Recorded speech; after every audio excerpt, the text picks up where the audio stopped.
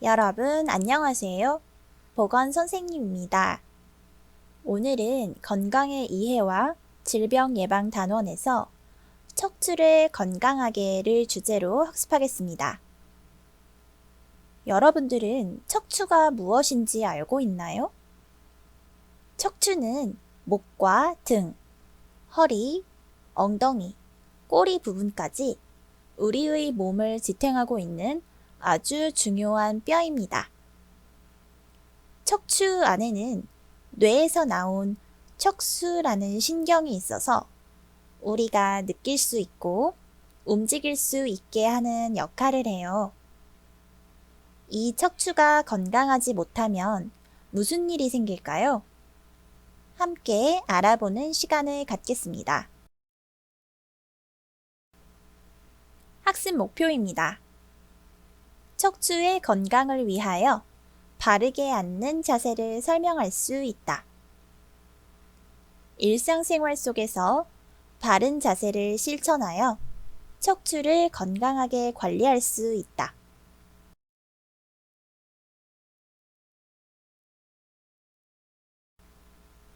학습 계획으로는 1번.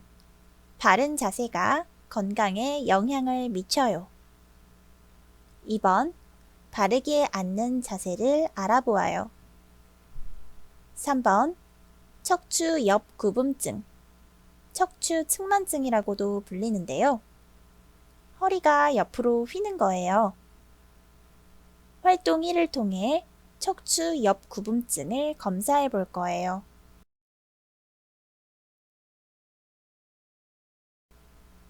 4번. 바른 자세가 건강에 영향을 미쳐요. 활동 2를 통해 하루 동안의 생활에서 척추가 건강해지는 방법을 찾아보겠습니다. 5번. 스트레칭으로 척추를 건강하게 해요. 의자에 앉아있는 우리 반 친구들을 살펴볼까요? 다음 그림과 같은 자세를 하고 있는 친구가 몇 명이나 되는지 적어봅시다. 친구들과 함께 있지 않다면 지금 나는 어떤 자세를 하고 있었는지 동그라미로 표시해 봅시다. 첫 번째 그림에서는 허리를 앞으로 구부리고 목은 아래로 숙이고 있어요. 허리 부분이 등받이에 닿지 않았어요. 두 번째 그림은 의자 중간에 엉덩이를 걸쳐 앉았어요. 세 번째 그림에서는 의자가 높아서 발바닥이 바닥에 완전히 닿지 않았어요. 네 번째 그림은 허리와 엉덩이를 옆으로 기울여 앉았어요. 다섯 번째 그림이 바로 바른 자세로 앉아있는 그림입니다. 내가 신경을 쓰지 않으면 금세 바른 자세가 무너질 수 있겠어요. 바른 자세란 몸의 중심에 있는 척추가 정면에서는 일직선이고 옆면에서는 가슴 부분이 뒤로 나오고 목과 허리가 앞으로 들어가는 이중 S자 형태입니다. 그림을 보면 알 수 있지요? 목 부위 뼈는 앞으로 나오고 가슴 부위 뼈는 뒤로 나오고 허리 부위의 뼈는 앞으로 나와 있네요. 바른 자세는 왜 중요할까요? 골격과 근육이 바르게 정렬되어 있어야 신체 기능이 정상적으로 작용하기 때문인데요. 골격이란 사람이나 동물의 몸의 모양을 이루고 몸을 지탱하고 있는 뼈를 말해요. 바른 체형이 보기에도 좋고 건강해 보입니다. 바르지 못한 자세가 지속되면 무게중심이 한쪽으로 치우치고 뼈나 근육에 무리가 갑니다. 그래서 허리, 등, 목에 통증이 생기기도 하고 소화가 잘 안 되거나 두통이 심해집니다. 보기에도 좋지 않겠죠? 성장기인 여러분들은 골격이 자라고 근육이 형성되고 있는 시기이므로 바른 자세를 유지해야 건강하게 끌 수 있습니다. 바른 자세와 바르지 못한 자세를 비교해서 볼게요. 양 다리와 양 팔의 무게중심이 한쪽으로 쏠리지 않게 일직선으로 유지합니다. 무게중심이 한쪽으로만 쏠리면 목이나 허리에 통증이 생깁니다. 옆면에서도 보면 머리를 골반과 일직선상에 두고 배에 힘을 주고 서 있도록 합니다. 그렇지 않으면 척추에 무리가 가고 점점 굽어지게 되겠죠. 학년이 올라가면 합승량이 많아지고 오랫동안 앉아있는 시간도 많아지는데요. 그러다 보면 구부정하게 앉아서 수업을 듣거나 엎드린 자세로 휴식을 취하기도 해요. 그러니까 나도 모르는 사이에 척추가 휘어지게 된답니다. 이를 방지하기 위해서 의자에 앉을 때 자세를 자세하게 살펴보겠습니다. 함께 따라해 보세요. 허리는 등받이에 바짝 붙여서 몸이 앞이나 옆으로 기울어지지 않도록 합니다. 엉덩이는 의자 끝에 닿도록 깊숙이 앉습니다. 대충 걸터 앉으면 허리에 무리가 갑니다. 발바닥은 바닥에 모두 붙입니다. 턱은 가볍게 아래로 당겨주고 무릎은 90도가 되도록 바르게 세웁니다. 다리를 꼬고 앉으면 골반이 비틀어지고 소화 기능에 문제가 생길 수 있어요. 우리의 몸은 모두 연결되어 있기 때문에 한 곳에 문제가 생기기 시작하면 다른 곳에도 건강 문제가 생기기 마련입니다. 모니터를 볼 때의 자세입니다. 눈높이는 인터넷 주소창과 같게 합니다. 모니터와 몸은 팔 길이만큼 떨어뜨립니다. 너무 가까이에서 보지 않도록 해요. 아랫팔, 손목, 손등이 수평이 되도록 합니다. 팔에 너무 힘이 들어가면 어깨와 목 근육에 무리가 간답니다.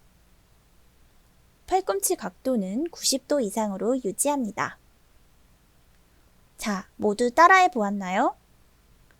컴퓨터를 하는 시간이 많아진 요즘 꼭 잊지 말고 자주 자세를 올바르게 해봅시다.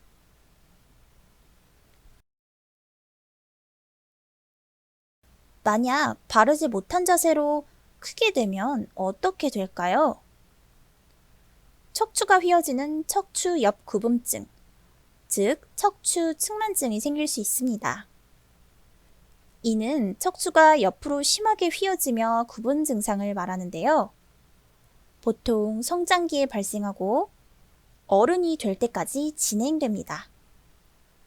척추가 휘어지게 되면 빨리 교정해 주는 것이 중요하기 때문에 조기에 발견하는 것이 필요해요. 운동이나 교정으로 치료해야 하기 때문이에요. 그렇다면 나의 척추가 휘어 있는지 얼른 알아보는 것이 좋겠어요. 활동 1. 척추 옆 굽음증 검사를 해봅시다. 이 검사는 등심대 검사라고도 하는데요. 다른 사람의 도움이 필요합니다. 짝을 지어서 서로 검사해 주기로 해요. 첫째, 팔을 아래로 늘어뜨린 다음 허리를 90도로 숙입니다. 둘째, 무릎을 쭉 편 상태로 두 발을 11자 형태로 유지합니다. 셋째, 뒤에서 보았을 때 허리의 양쪽 높이를 비교합니다. 검사 결과 허리 양쪽 높이가 다르면 척추가 휘어진 것으로 볼 수 있습니다. 더 정확하게 알고 싶다면 병원에 가서 흉부 X선 검사로 촬영해 보아야 합니다.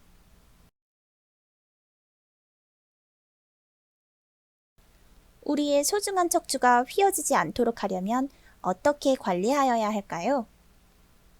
항상 바른 자세를 유지하도록 합니다. 신체 활동이나 스트레칭을 자주 합니다. 음식을 골고루 섭취하여 균형 잡힌 식단을 유지합니다. 오래 앉아서 공부할 때는 틈틈이 휴식을 취합니다.